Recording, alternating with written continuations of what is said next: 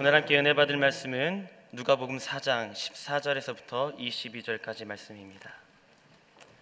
누가복음 4장 14절에서 22절까지 말씀 한 절씩 교독하도록 하겠습니다. 예수께서 성령의 능력을 입고 갈릴리로 돌아오시자 그분에 대한 소문이 전역에 두루 퍼졌습니다. 예수께서는 회당에 가르치셨으며 모든 사람들부터 영광을 받으셨습니다. 예수께서 자신이 자라나신 나사렛에 오셨습니다. 안식일이 되자 예수께서 늘 하시던 대로 회당에 가셔서 성경을 읽으려고 일어나셨습니다. 예언자 이사야의 두루마리를 건네받으시고 두루마리를 펼쳐 이렇게 기록된 곳을 찾아 읽으셨습니다. 주의 영이 내게 내리셨다. 이는 하나님께서 내게 기름을 부으셔서 가난한 사람들에게 복음을 전파하도록 하기 위해서다. 하나님께서는 포로된 사람들에게 자유를, 못 보는 사람들에게 다시 볼 수 있음을, 억눌린 사람들에게 해방을 선포하기 위해 나를 보내셨다. 주의 은혜의 해를 선포하도록 하기 위함입니다. 예수께서는 두루마리를 말아서 시흥들던 자에게 돌려주시고 자리에 앉으셨습니다. 회당에 앉아있던 모든 사람의 눈에 일제히 예수를 주시했습니다. 그러자 예수께서 그들에게 말씀을 하셨습니다. 오늘 이 말씀이 너희가 듣던 함께 읽겠습니다. 그러자 모든 사람이 감탄하고 그분의 입에서 나오는 은혜로운 말씀에 놀라며 저 사람은 요셉의 아들이 아닌가 라고 물었습니다. 본문을 가지고 예수님의 사명선언이란 제목으로 김명배 목사님 말씀 전해주시겠습니다. 제가 기도하겠습니다. 좋으신 하나님 감사합니다. 오늘 이곳에 성령으로 임재하여 주시옵소서. 주님을 찬양하며 예수님의 이름으로 기도합니다. 아멘. 역사학자 존비는 인류의 역사는 도전과 응정이라고 했습니다. 역사는 많이 살아온 사람들의 흔적이라 할 수가 있습니다. 그 속에는 어떻습니까? 많은 도전이 들어가 있습니다. 그 도전 앞에 어떤 사람은 철저하게 준비해서 잘 대비한 나머지 도전이 있음에도 불구하고 새로운 세계를 만들어갑니다. 이것은 한 개인의 역사를 볼 때도 동일하게 적용됩니다. 왜냐하면 개인의 역사를 보더라도 끊임없이 도전이 있기 때문에 그렇습니다. 개인에게 주어지는 크고 작은 도전 가운데 어떤 사람은 철저하게 잘 준비해서 도리어 그 도전을 통해서 새로운 역사를 창조해 나갑니다. 반면 어떻습니까? 어떤 사람 같은 경우는 도전 앞에서 그냥 준비하지 못한 채 쇠퇴하는 경우도 종종 있습니다. 세상의 기업도 동일한 위치입니다. 세상의 기업 같은 경우도 이런저런 도전 가운데 끊임없이 노출되어 있습니다. 그런데 많은 기업들은 어떻습니까? 그 도전을 잘 극복하기 위해서 끊임없이 계획하고 또 도전하면서 새로운 역사를 창출해 갑니다. 도리 어떻습니까? 때로는 다른 기업 같은 경우는 그 도전 앞에서 잘 준비하지 못해서 쇠퇴하는 그런 경우도 종종 있습니다. 그래서 사람들은 생존하기 위해서 때로는 생존을 뛰어넘어서 열매를 맺기 위해서 사명선언서를 씁니다. 사명선언서는 철저하게 자기 인식에서부터 출발합니다. 자기 인생의 목적을 살펴본 다음에 나는 이렇게 살아야 되겠다, 그런 사명선언서를 쓰는 거죠. 특별히 기업 같은 경우도 기업 전체의 목적, 설레의 목적을 생각하면서 사명선언서를 씁니다. 그런데요, 이 사명선언서를 쓸 때 개인에게나 기업에게 몇 가지 유익된 게 있습니다. 첫 번째는 사명선언문을 쓸 때 어떤 유익이 있습니까? 내가 누구인지를 압니다. 또 한 가지는 나는 어떤 삶을 살아야 되는가에 대해서 자기 존재를 규명해 보기 시작합니다. 두 번째는 사명서를 쓰면서 어떻습니까? 나가야 될 방향에 대해서 끊임없이 연구하면서 설정하는 그런 유익이 있습니다. 잘못된 방향으로 나가면요 어떻습니까? 가속도가 붙으면 붙을수록 그 거리는 넘어집니다. 멀어지는 걸 볼 수 있어요. 세 번째, 사명서를 쓸 때 유익한 점이 있는데 그것은 뭐냐면 필요한 용기와 또 동력을 얻을 수가 있습니다. 내가 지금 어디까지 왔는지를 끊임없이 살피면서 용기를 얻을 수가 있고요, 또 힘을 얻을 수가 있습니다. 세 번째로는 사명선언문을 쓰면서 어떻습니까? 내적인 가치를 의식할 수 있습니다. 더 나아가서 어떻습니까? 내적인 그런 가치를 의식하를 통해서 행동으로 옮기면서 열매를 맺는 그런 삶을 살 수가 있습니다. 성경을 보면 종종 하나님의 사람들이 사명선언을 쓰는 것을 우리에게 가르쳐 줍니다. 구약에 보면 사무엘 선지자가 있는데요, 그는 어떻습니까? 그는 인생 가운데 백성들이 그렇게 외쳤습니다. 나는 결코 당신들을 위해서 기도하는 죄를 범치 않겠다. 나는 이스라엘 민족을 위해서 끊임없이 기도하는 삶을 살 겁니다. 그렇게 고백했습니다. 사무엘이 선지자 활동할 때는 이스라엘 백성들이 굉장히 영적 어두움과 침체기 가운데 있었습니다. 그때 그는 하나님께서 나를 세운 목적은 다른 것이 아니다, 여러분들을 위해서 기도하도록 하나님이 세웠습니다, 나는 결코 그것을 멈추지 않겠습니다, 그렇게 사명을 선언했습니다. 정말로 사무엘 선지자 같은 경우는 기도를 끊임없이 하면서 어떻습니까? 이스라엘의 그 어둠의 그 역사를 그 빛의 역사로 갖고 가는 그런 길을 갔습니다. 사무엘하 12장 22절 23절인데요, 같이 한번 읽어보겠습니다. 시작. 여호와께서는 그분의 위대하신 이름 위에 자기 백성들을 저버리지 않으실 것이다. 내가 너희를 위해 기도하지 않은 것은 여호와께 죄를 짓는 것이니 그런 죄를 결단코 짓지 않고 선하고 올바른 길로 너희에게 가르쳐 줄 것이다. 아멘. 사무엘의 삶은 이스라엘 백성들을 위해 끊임없이 중보하면서 바른 길을 가도록 가르치는 것이었습니다. 사무엘 같은 경우는 굉장히 중요한 이스라엘 백성들 가운데 역사의 길목에 서 있었습니다. 왜 그렇습니까? 이스라엘 초대 왕이었던 사울이 하나님 뜻대로 바르게 가지 못하고 잘못된 길을 갔습니다. 그러니까 죄를 범했습니다. 또 한 가지, 그 죄로 인하여서 어떻습니까? 이스라엘 백성들이 많이 흩어졌고요, 하나님 잃어버린 그런 세대가 종종 되어졌어요. 그때 사무엘은 나는 기도하는 죄를 기도 쉬는 범치 않고 여러분들을 바른 길로 인도할 것입니다, 그렇게 이야기했죠. 그 가운데 중요한 게 어떤 거였나요? 다윗을 왕으로 세우는 거였습니다. 다윗을 왕으로 세우면서 결국에 사무엘 같은 경우는 이스라엘 민족이 빛의 역사 가운데 들어갈 수 있도록 중요한 역할을 했습니다. 이처럼 한 사람의 사명 선언문은 자기가 누구인지를 알게 하고 또 값진 인생을 살게 하는 것을 볼 수 있어요. 특히 믿음으로 살아가는 사람 같은 경우는 하나님 안에 주어진 사명 선언문을 붙잡는다면 그 사람은 목적 이끄는 그런 삶을 살 수 있습니다. 그래서 아무리 힘들고 어려울지라도 그 사명 선언문 가운데 자기를 비춰보고 또 하나님 말씀과 더불어서 나간다면 그 사람은 값진 열매를 맺을 수가 있습니다. 오늘 본문에 보면 예수님께서도 사명 선언문을 우리에게 쓰고 있는 것을 보여줍니다. 예수님의 사명 선언은 뭔가요?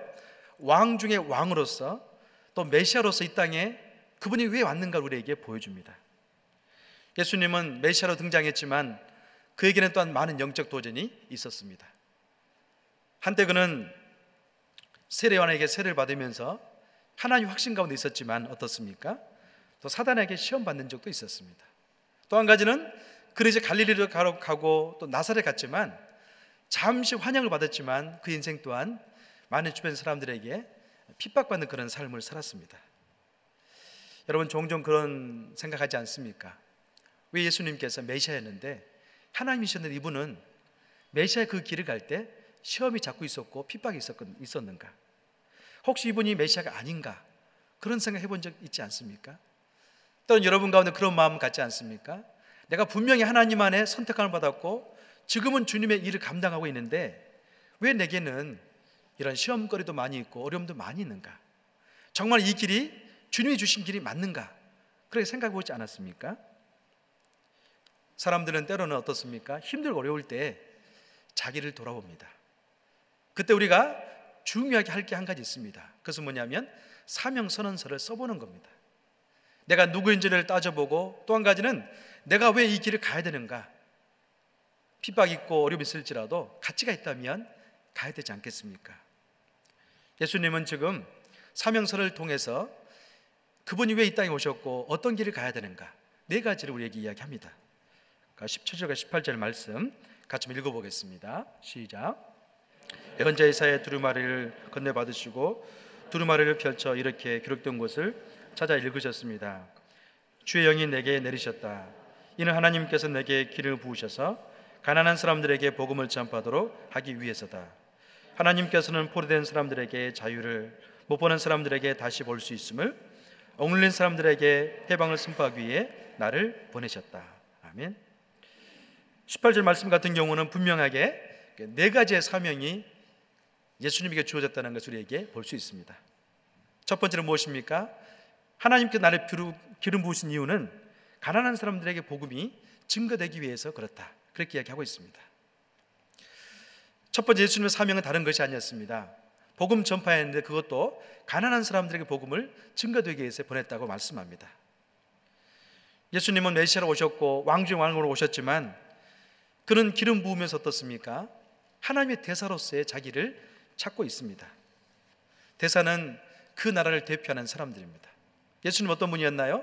하나님 나라를 대표해서 많은 사람들에게 예수의 복음을 통해서 그의 나라를 들어오게 하는 그런 사명을 가졌습니다. 특별히 그는 가난한 사람들에게 복음이 증거되기 위해서 나를 보내셨다, 그렇게 말씀합니다. 여러분, 여기서 가난한 사람은 누구일까요? 경제적으로 가난하고 또 어떤 조건적으로 가난한 사람일까요?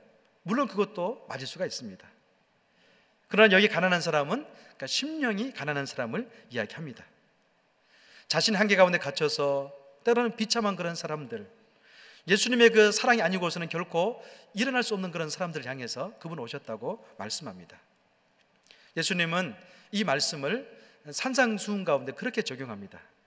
심령이 가난한 자는 복이 있나니 천국이 저희 것이다, 그렇게 말씀합니다. 마음속에 주님의 도움이 아니고서는 결코 살 수 없다고 고백하는 그런 사람들, 그런 사람들에게 주님은 오셨다고 말씀합니다. 여러분, 가난한 사람들 가운데 특징이 있습니다. 그것은 무엇입니까? 영적인 갈망이 있습니다. 하나님을 향한 갈망이 있고 열정이 있습니다. 주님께서 내 인생 가운데 소망을 열어주지 않으면 더 이상 내 인생은 소망이 없습니다. 그런 간절함이 있습니다. 성경에는요, 이 가난한 자들에 대한 이미지를 두 구절에서 두 군데서 보여줍니다. 첫 번째는 마가복음 2장 16절과 17절에 보면 세리와 죄인들, 또 한 가지 병든 자들을 위해서, 가난한 자들을 위해서 오셨다고 말씀합니다. 같이 한번 읽어보겠습니다. 마가복음 2장입니다. 시작. 사람들은, 율법학자들은 예수께서 죄인들과 세리들과 함께 먹는 것을 보고 예수의 제자들에게 물었습니다. 어째서 너희 선생님은 세리들과 죄인들과 함께 어울려 먹느냐? 예수께서 이 말씀을 들으시고 그들에게 말씀하셨습니다. 건강한 사람들에게는 의사가 필요하지 않으나 병든 사람에게는 의사가 필요하다. 나는 의인을 부르러 온 것이 아니라 죄인을 부르러 왔다. 아멘. 예수님께서는 어떻습니까? 그의 마음속에 가난한 자들을 품고 있습니다. 여기에 나온 가난한 사람들은요, 율법학자들에 비하면 전혀 가진 것이 없습니다. 도리 어떻습니까? 죄인들이고 세리들이었기 때문에 이미 외면당한 그런 존재들이었습니다. 이미 소외되어지고 정죄된 무리들 가운데 예수님은 찾아갔습니다. 그래서 그렇게 이야기합니다. 건강한 사람에게는 의원이 쓸데없지만 병든 자에게 의원이 필요한 것처럼 나는 가난하고 소외되고 전혀 자기 인생에 무의미하다 느끼는 사람들을 위해서 오셨다고 이야기하고 있습니다. 반면 어떻습니까? 바리새인처럼 마음이 강팍한 사람들은 그들 마음속에 더 이상 메시아를 기대하지 않습니다. 왜 그래요? 이런 사람들 마음속에는 예수님 대신에 자기라는 존재가 우상으로 버티고 있기 때문에 그렇습니다. 우리 주님은 자신을 의롭다고 여기고 또 스스로 교만한 자에 대해서는 더 이상 은혜를 베풀지 않습니다. 또 한 가지 보면 가난한 자에 대한 큰 이미지가 있는데요, 그것은 바로 이사야 61장 1절에 나와 있습니다. 같이 한번 읽어보겠습니다. 시작. 주 여호와이시니 내 위에 있으니 이것은 여호와께서 내게 기름을 부어 가난한 사람들에게 좋은 소식을 전하려는 것이다. 그분이 나를 보내셔서 마음이 상한 사람들을 감싸주고 포로에게 자유를 선포하고 갇힌 사람을 풀어주며. 오늘 본문 가운데 예수님께서 왕의 대관식 가운데 나갈 때 인용한 본문이 이사야 61장 1절의 말씀입니다. 이사야에서 말씀 같은 경우는 예수님께서 가난한 자가 누구인가를 좀 더 구체적으로 풀어줍니다. 그들이 누구인가요? 그분이 나를 보내셔서 마음이 상한 사람을 감싸주고, 또 개혁성경 같은 경우는 그분이 나를 보내셔서 마음이 상한 자를 치유하시고, 그렇게 되어 있어요. 예수님께서는 자기 존재의 목적을 상한 심령들, 상처받은 영혼들을 치유하고 회복하기 위해서 오셨다고 이야기하고 있습니다. 다윗 같은 경우도 그렇게 이야기했습니다. 주님께서 구하시는 제사는 상한 심령이다, 그렇게 이야기해요. 자신의 나약함과 또 실패와 인생의 깊은 절망 가운데 살아가고 있는 사람들에게 예수님 오셨다고 이야기하고 있습니다. 사랑하는 여러분, 우리 주님은 치유자로 이 땅에 오셨습니다. 여러분의 과거를 한번 생각해 보세요. 우리의 과거를 돌아보면 기가 막힐 때가 있지 않았습니까? 어느 누구도 나의 상처를 건드릴 수도 없고 치유할 수 없는 그런 상태가 있었습니다. 깊은 절망과 좌절이 있었습니다. 그러나 그분이 오심을 인하여서 우리는 그분을 영접하면서 어때요? 새로운 존재를 거듭나는 역사를 경험했습니다. 예수님은 본인이 이 땅에 존재한 목적은 바로 가난한 사람들을 위해서 오셨다고 이야기합니다. 두 번째로 예수님께 이 땅에 오신 목적은 무엇입니까? 그분은 묶인 자들을 위해서 오셨습니다. 이 묶인 자라는 다른 표현을 하면 포로된 자에게 자유를 주기 위해서 이 땅에 오셨습니다. 이스라엘 백성들은 이미 자유를 맛본 존재들이었습니다. 그러나 이들은 바벨론 포로 생활을 통해서 어떻습니까? 이 포로라는 족쇄의 삶을 또 경험했습니다. 그런데 여기서 말하고 있는 포로된 자에게 자유라는 말은 무슨 의미냐면 영적인 자유를 의미합니다. 죄와 마귀로부터 묶여져 있는 그 영혼 가운데 하나님은 참된 자유를 주기 위해서 이 땅에 오셨습니다. 예수님께 포로된 자에게 자유를 선포하는 것은 다른 것이 아니라 심각한 건 한 가지 있었습니다. 그것은 무엇입니까?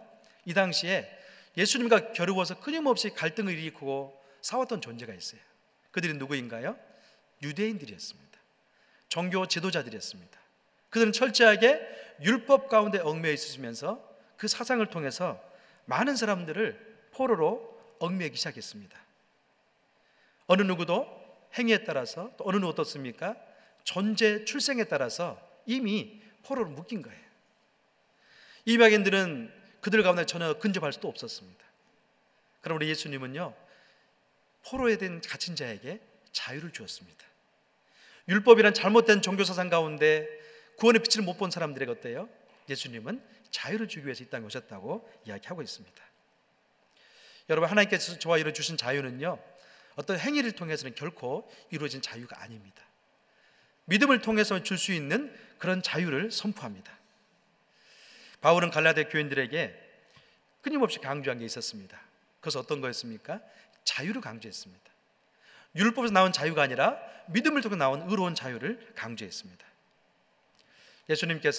예수님께 요한복음에도 그렇게 말씀하셨죠. 같이 한번 요한복음 8장 말씀을 읽어보겠습니다. 시작. 그리고 너희는 진리를 알게 될 것이며 진리가 너희를 자유케 할 것이다. 그들이 예수께 대답했습니다. 우리는 아브라함의 자손이고 어느 누구의 종이 된 것도 없는데 당신은 어째서 우리가 자유롭게 된다고 말합니까? 예수께서 대답하셨습니다. 내가 진실로 진실로 너에게 말한다. 죄 짓는 사람마다 죄의 종이다. 아멘. 예수님께서 한 말씀을 다른 것이 아니었습니다. 죄의 종에 대해서 이야기하고 있습니다. 많은 사람들은 지금도 어떻습니까? 죄의 유혹에 따라서 살아가면서 자신이 죄의 종이라는 것을 알지 못한 세대 가운데 살아갑니다. 현대인들은요, 많은 사람들 중독증 가운데 걸려 있습니다. 여러분, 현대인들 앓고 있는 중독이 뭔가요? 중독은요, 죄의 연속된 반복 행동을 통해서 중독이 일어납니다. 많은 사람들은 중독에서 벗어나기 노력하지만 그 중독은 조금 좋아지게 여겨지다가 또 중독감에 빠지는 그런 현상이 계속 반복됩니다. 왜 그럴까요? 중독 내면 안에는요, 죄가 버티고 있기 때문에 그렇습니다. 정말 우리가 중독 가운데 벗어나기 위해서는 예수 그리스도를 통해서 참된 자유를 맛볼 때 그때만이 가능합니다. 많은 사람들이 이 중독 가운데서도 자유를 얻지 못하는 것은 참된 자유에 대한 어디로 온가를 알지 못하기 때문에 그렇습니다. 진리를 알지 진리가 너희를 자유케 할 것이다. 여러분, 참된 자유는 어디서 옵니까? 예수님을 통해서 우리에게 옵니다. 예수님을 통해서 어때요? 우리 죄를 발견하고 그 죄를 철저히 회개했을 때 그 심령 안에 자유가 찾아옵니다. 그러면서 저와 여러분에게 얽매여 있는 많은 중독들, 때로는 힘들게 하는 것들이 벗어지는 것을 볼 수 있어요. 예수님께 이 땅에 오신 세 번째 목적이 있습니다. 그것은 뭐냐면 눈먼 사람들을 보게 하는 것입니다. 여기서 눈먼 사람은 어둠 속에 빠져 있는 사람입니다. 보긴 하지 어떻습니까? 참된 것을 보지 못하고 있는 사람이 눈먼 사람입니다. 여러분, 우리는 지금 여기 앉아 있는데요, 어떻게 여기 오셨습니까? 볼 수 있는 눈이 있었기 때문에 여기 왔습니다. 그러나 예수님은 때로 어떻습니까? 우리에게 보는 눈이 있지만, 너희들이 보고 있지만 너희들은 아직 보지 못한다, 그렇게 말할 때가 있습니다. 예수님은요, 저와 여러분에게 빛으로 오셨습니다. 그래서 예수님께서 우리 안에 들어오시면 그때부터는요, 그분이 봐야 된다는 것을 볼 수 있는 그런 역사가 있습니다. 요한복음 1장 4절 5절 9절 말씀을 같이 읽어봅니다. 시작. 그분 안에는 생명이 있었습니다. 그 생명은 사람들의 빛이었습니다. 그 빛이 어둠 속에서 비추고 있지만 어둠은 그 빛을 깨닫지 못했습니다. 참 빛이 있었습니다. 그 빛이 세상에 와서 모든 사람들을 비추었습니다. 아멘.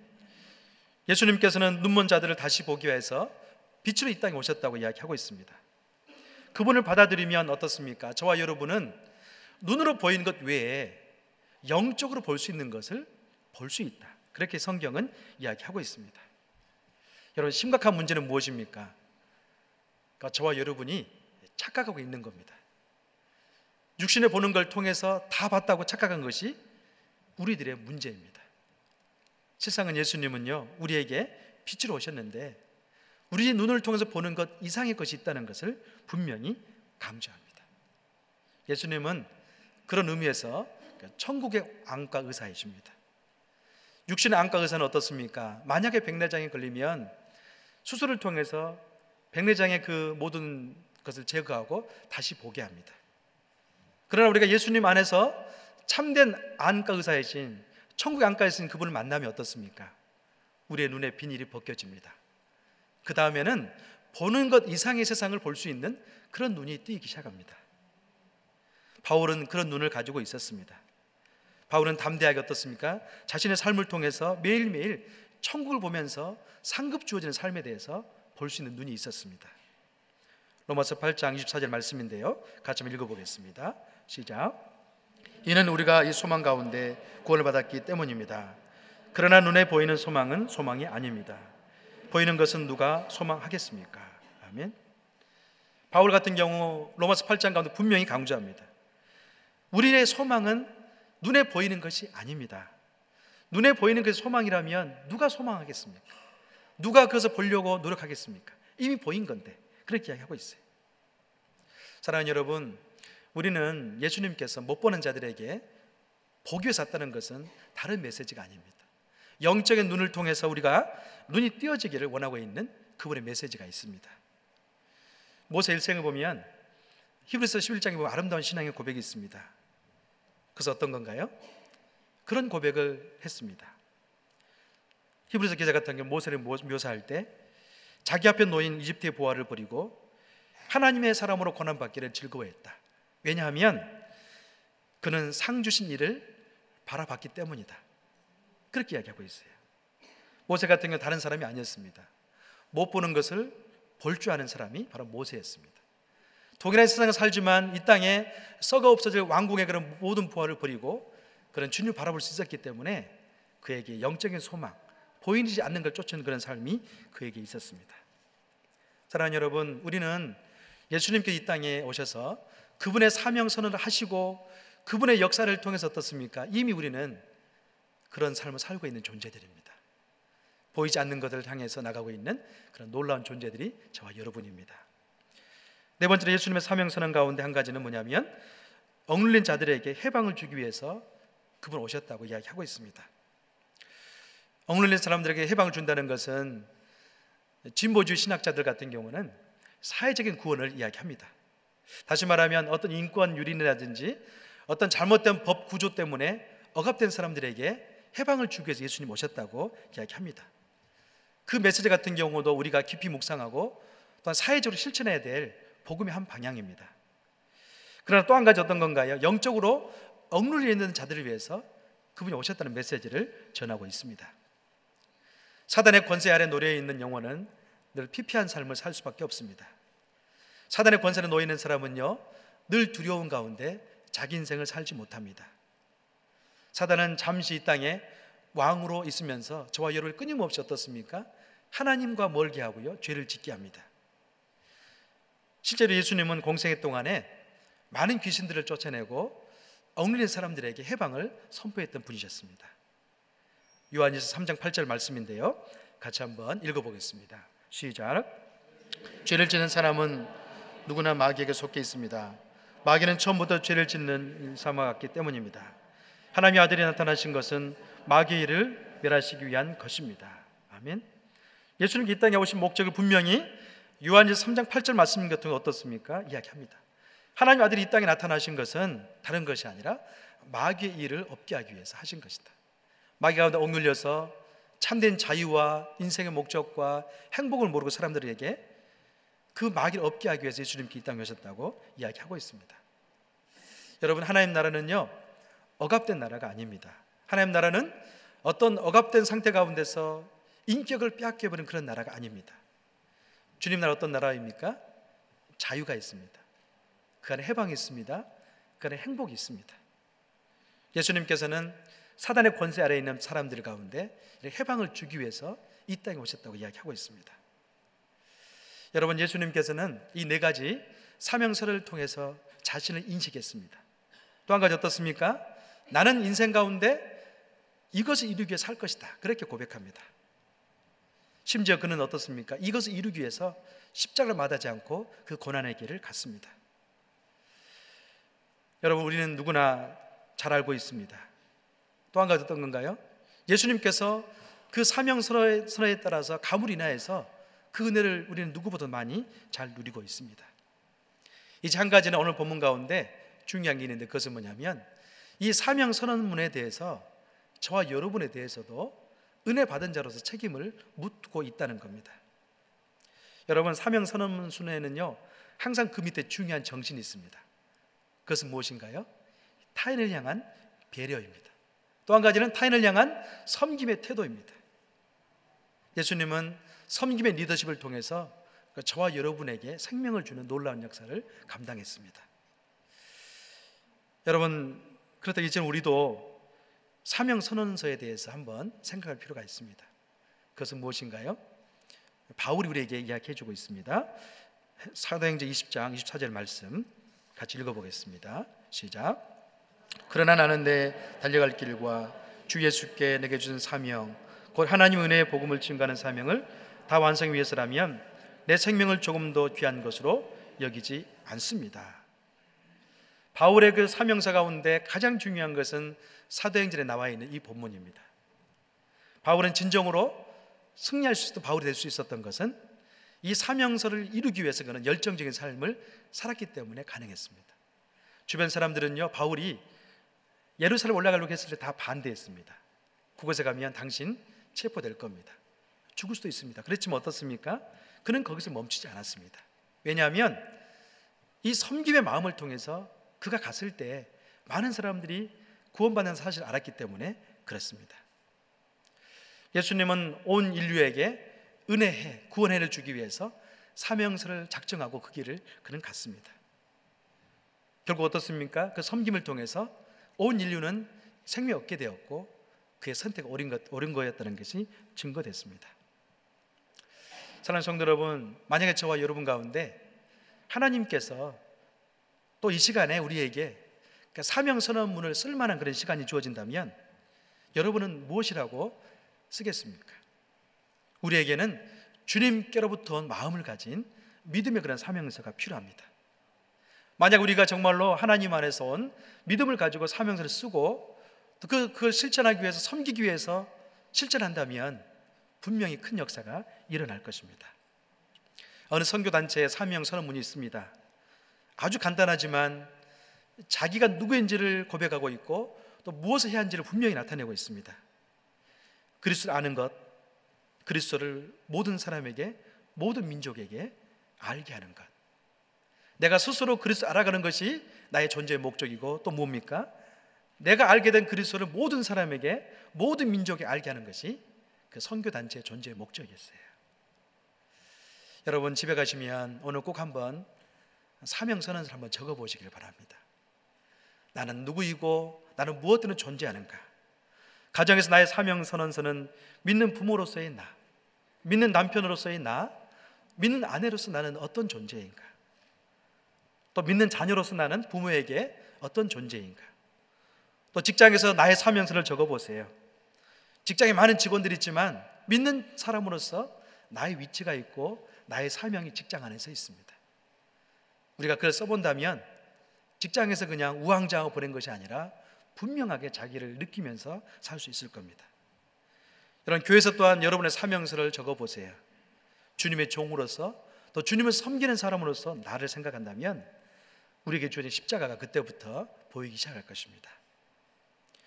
예수님의 사명 선언서는 어떻습니까? 그 밑바닥에는 섬김의 정신이 있었습니다. 그는 사람을 섬기기 위해서 사단의 유혹 가운데 넓은 길을 보여줬지만 그는 도리어 좁은 길로 들어갔습니다. 결국 그는 그 사명 선언서대로 그 길을 감으로 말미암아 저와 여러분에게 생명을 줬습니다. 우리는 누구인가요? 우리는 그분의 은혜를 통해서 다시 거듭난 존재고 이제는 크리스찬으로 사명선을 가지고 살아가야 될 존재들이 되었습니다. 저는 여러분 사명 선언서와 또 그 실천의 삶을 통해서 가정이 변화되기를 주의 이름으로 축원합니다. 여러분이 다니고 있는 직장이 변화되기를 주의 이름으로 축원합니다.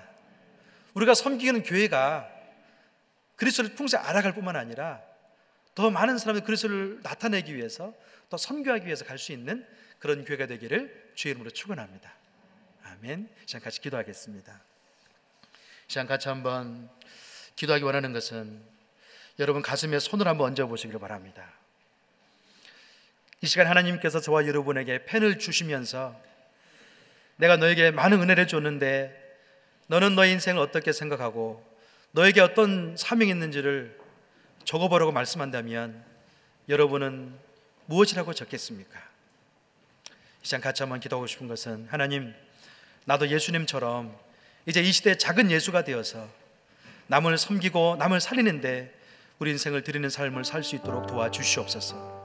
나를 통해서 가정에 살기 원합니다. 나를 통해서 직장에 살기 원합니다. 나를 통해서 이 세대가 주님의 세대가 되기를 원합니다.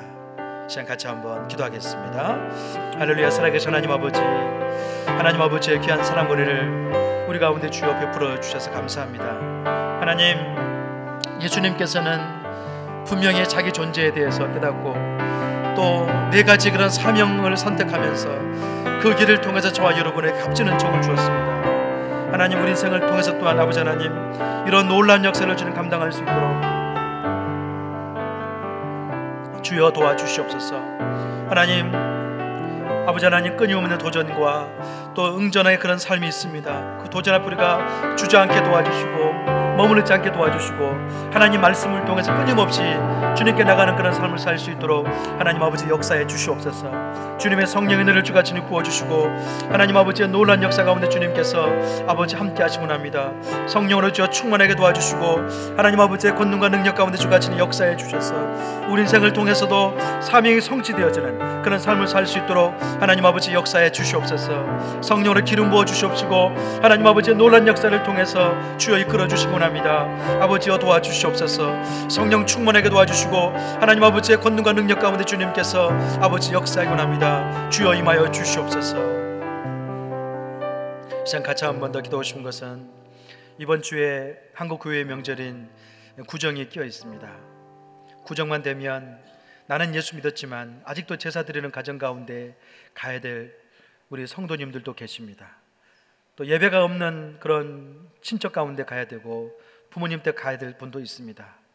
하나님, 우리가 영적 억눌림 가운데 매이지 않도록 도와주시옵소서.